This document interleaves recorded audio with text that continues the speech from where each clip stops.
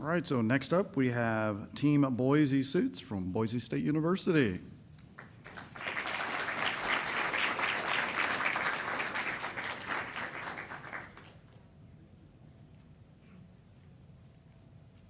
So, good morning, everyone. We're Team Boise from Boise State University.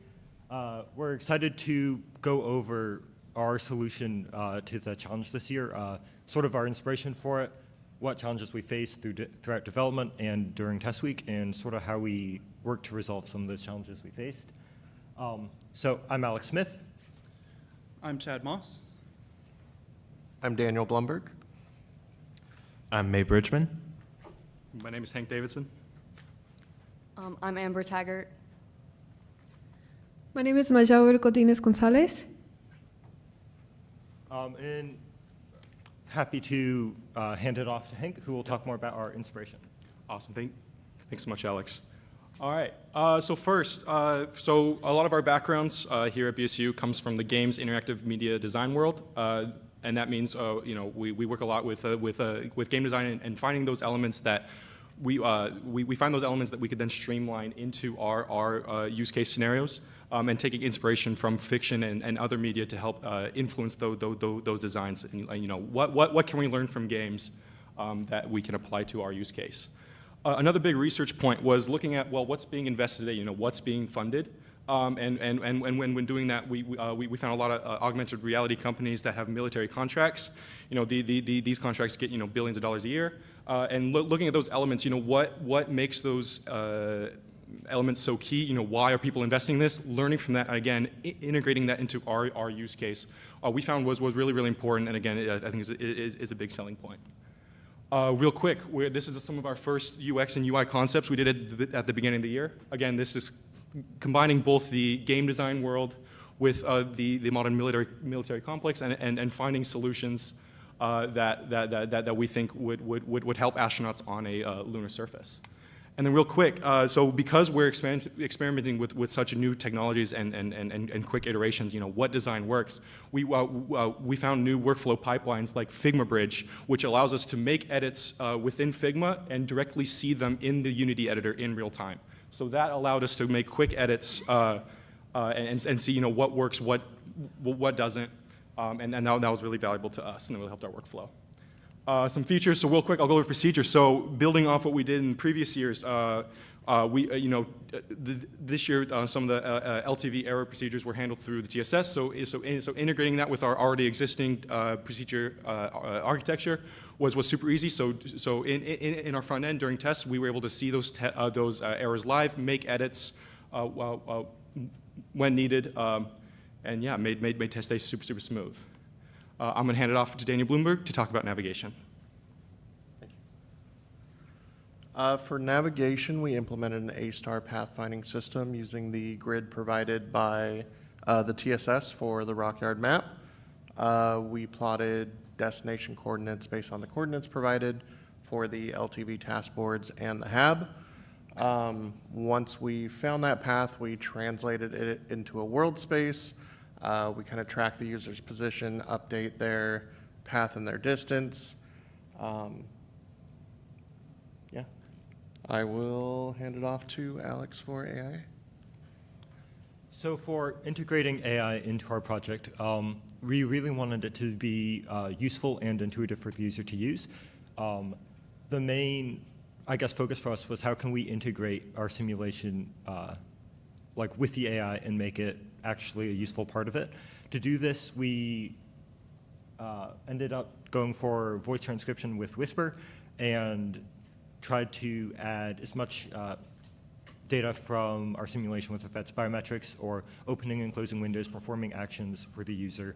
We tried to add as much of that as we could, and we also, during test week, we ended up selecting a, less powerful, still capable model that we could run locally to help ensure that we didn't have any connection issues during testing. Hand it off for our bar. Thank you, Alex. So the armbar was created for the users to interact with the menu system easier because during the design phase for this challenge, we found out that most of the users were having a hard time interacting with the menu system with the HoloLens because some of the stuff would go away from them. So to resolve this problem, we would create the armbar, and the armbar is attached to your forearm where you can control with the buttons through the HoloLens, and is controlled with the Raspberry Pi 5 and a display system screen so you can look at procedures. Now I'll pass it down to May. Thank you. When the HoloLens receives a button input from the armbar, it will pass along 6 of the 8 possible buttons to the currently looked at window, which is handled by a manager that keeps track of where the user is looking. 2 of those buttons are consistent across windows and are used for managing your workspace. One of them is always to close the window, and the second is to pin it in place. The remaining 4 are contextual based on the window being controlled, with colored indicators showing the user what each button will do in the context of that menu. The other 2 buttons that aren't passed to the windows are for toggling the AI assistant on and off, or for closing all of your windows to keep your workspace organized. Now I'm going to pass it off to Amber to talk about human-in-the-loop testing and outreach.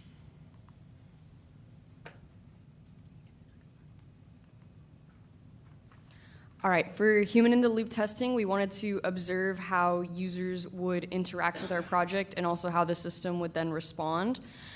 For our first human-in-the-loop testing experience, we conducted it at our Game Design Senior Showcase event. At this event, we had both students and professionals experience our project and interact with the HoloLens. I think they gave us some pretty valuable feedback that we later integrated into our project. After that, we did some additional sessions for human-in-the-loop testing at some local parks with more students. For outreach, we attended about 4 events with our project. Some of these were more public events that were open, and some of them were private conferences. Some of them had hundreds of visitors, and this also provided us with some more feedback that we also later integrated into our project. And I'm going to hand it off to Chad. So for test day 1, our first test went really smoothly. Our design evaluator really enjoyed using our menu system, the armbar. There were a few anomalies with TSS and our armbar connection. And then afterwards, our design evaluator had a lot of good ideas for us, a lot of improvements that we could have made, 2 of which were the TSS connectivity. We needed a way of it being able to reconnect whenever it drops. And then our armbar overheating, we improved the airflow through the armbar as well as the power distribution.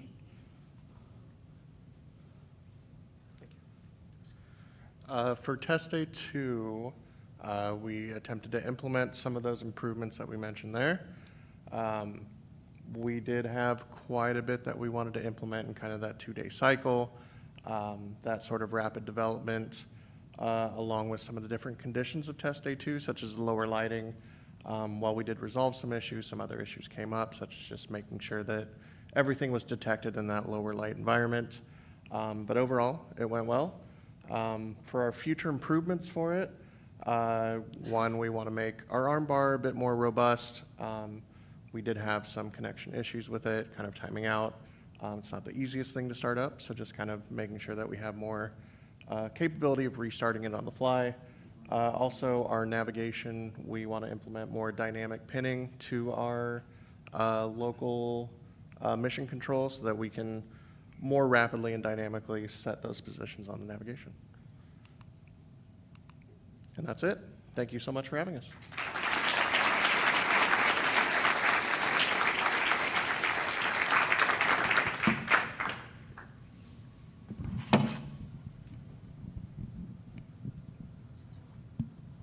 Hello.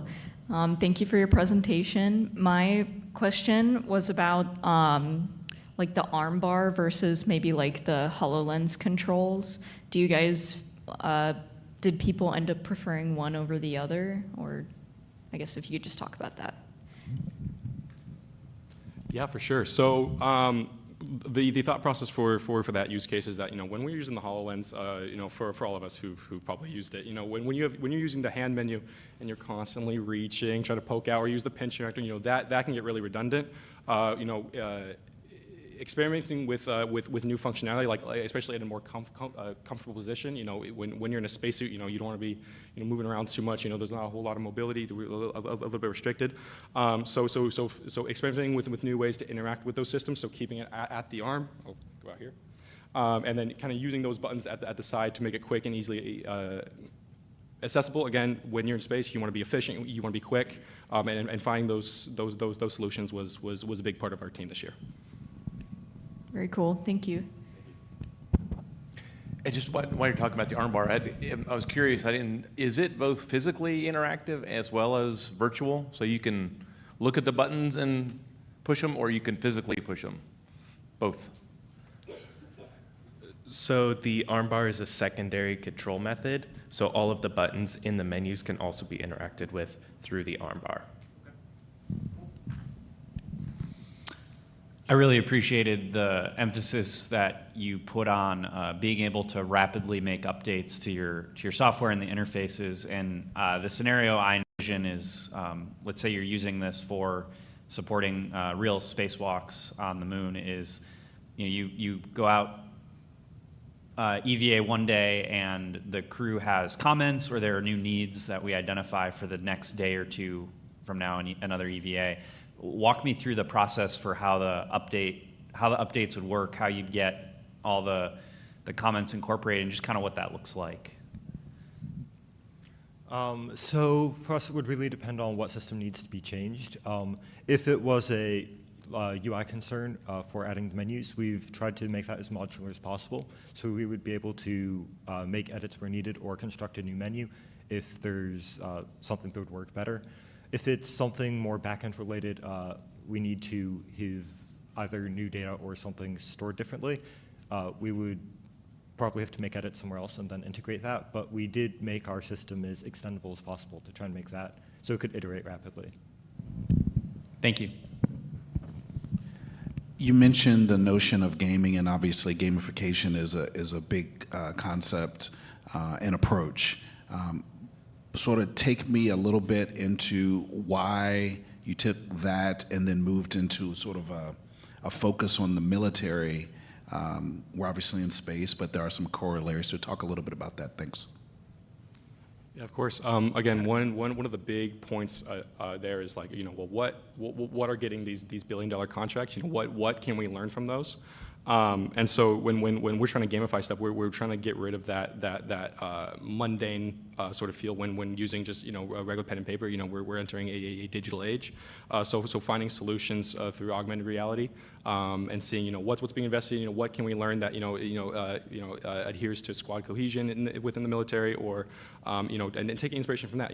Seeing what is our military investing in a similar hierarchical structure for the organization. Well, we think that solution to create efficiency is super important, and I think that definitely led to those design choices there. In terms of the gamification, we especially a lot of us as game design majors, we played a lot of those games, especially those centered around space. So seeing what UI tells me what's going on to my character in space, oh well, that could actually be super useful for the telemetry stream for the astronaut during EVA. Like we can learn a lot from fiction and learn a lot from these games that then move forward our design process. So yeah. Thank you very much. Thank you.